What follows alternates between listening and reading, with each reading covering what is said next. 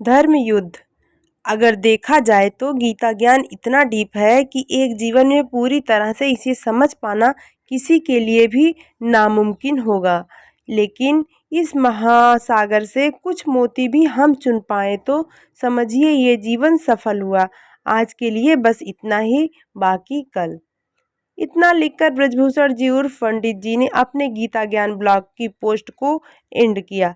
पर आप इसे सुनते रहेंगे वाईटी पर मेरे साथ यानी वंदना के साथ। देखिए, पोस्ट तो कर दी, लेकिन पंडित जी का मन अभी भी ब्लॉग पर आए एक सवाल पर ही उलझा हुआ है। ऐसे तो रोज ही उनके पाठक उन्हें सवाल भेजते रहते हैं, जिनका इंतजार भी उन्हें हर दिन रहता ही है।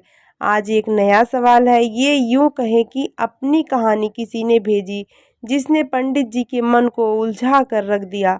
ये मेल कोई नए पाठक का था जो कि इस तरह से था: पंडित जी नमस्कार, मैं आपको कोई सवाल ना भेजकर अपने जीवन की अब तक की कहानी भेज रहा हूँ और आपसे उम्मीद करता हूँ कि आप इसे पढ़कर अब मुझे आगे अपने जीवन में क्या करना चाहिए इस बारे में बताएंगे।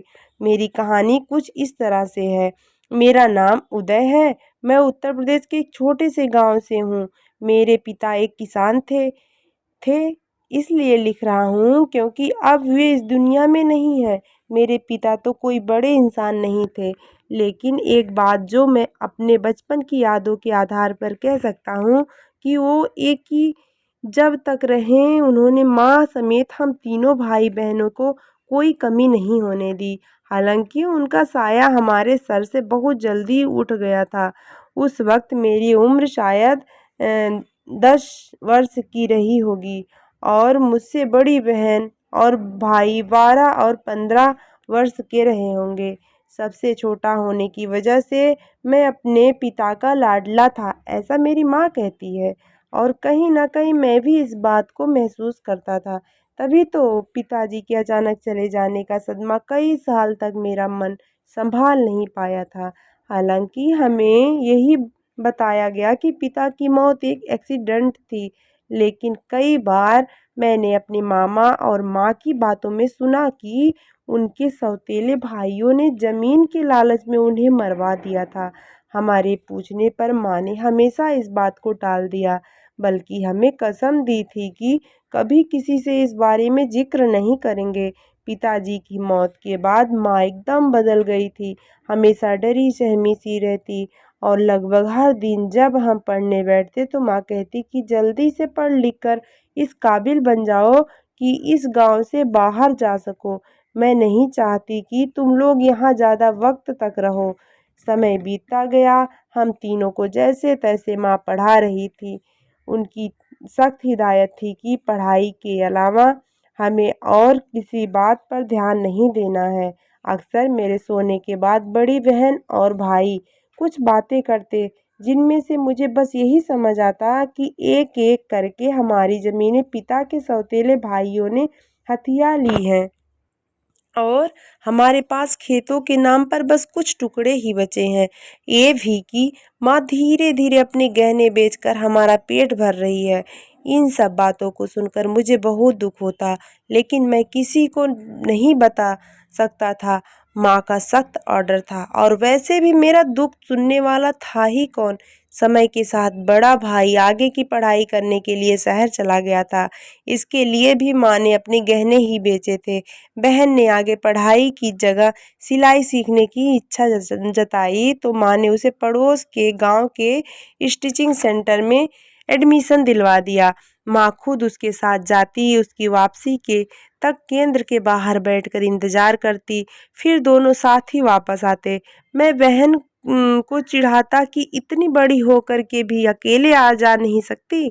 मैं नहीं जानता था कि माँ किस डर से उसके साथ आती जाती थी। मैं जिसने हर वक्त माँ से बस यही सुना कि किसी तरह इस गांव से निकल जाना है। खेतों के नाम पर जो चंद टुकड़े बचे थे, माँ उनमें बहुत मेहनत से फसल लगाती। हालांकि उनमें से फसल के नाम पर कुछ भी ना निकलता, लेकिन माँ उन खेतों को बंजर नहीं छोड़ना चाहती थी। तो कहती उनके स्वर्गवासी सास ससुर और पति की निशानी है। ये खेत इन्हें जब तक हो सकेगा आबाद रखूंगी। मेरे बाद तुम लोग जो चाहे करना। मैंने उन खेतों के प्रति गहरा लगाव महसूस किया था। जितनी देर वो खेतों में काम करती, खुश दिखती, घर लौटते ही उनके चेहरे पर अजीब सा डर और उदासी फैल जाती है। इस दौरान भाई की ठीक-ठाक नौकरी लग गई थी तो उसकी मदद से घर के हालात संभलने लगे थे। मेरी स्कूल की पढ़ाई पूरी हो गई थी और मामा ने बहन के लिए कोई अच्छा रिश्ता देखकर उसकी सगाई करवा दी थी। अब मुझे भी गांव से बाहर जाकर आगे की पढ़ाई करनी थी। बहन की शादी के बाद माँ को एकदम अकेला ही गांव में रहना होगा। ये सोचकर मुझे बहुत बुरा लगता था।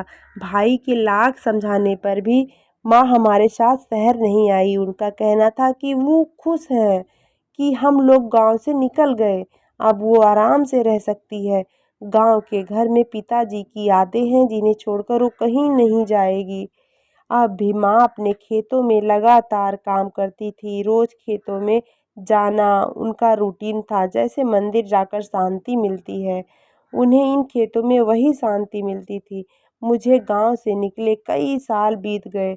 मैं अच्छी नौकरी पर हूँ।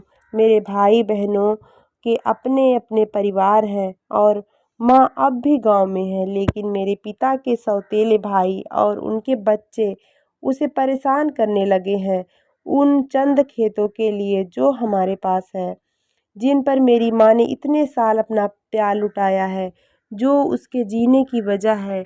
ये सब बातें मुझे गांव से शहर मिलने आए मेरे एक दोस्त ने मुझे बताई है। मेरे भाई का कहना है कि माँ कभी नहीं चाहेगी कि हम किसी लड़ाई में पड़े और वो भी नहीं चाहता, क्योंकि अब उसकी अपने परिवार के प्रति जिम्मेदारियां हैं। वो उन्हें निभाना चाहता है।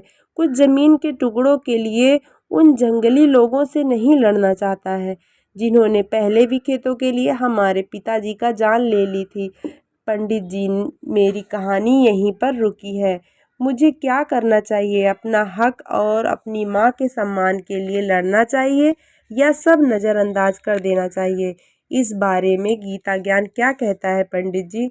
मुझे उम्मीद है कि आप मुझे कोई अच्छी सलाह ज़रूर देंगे।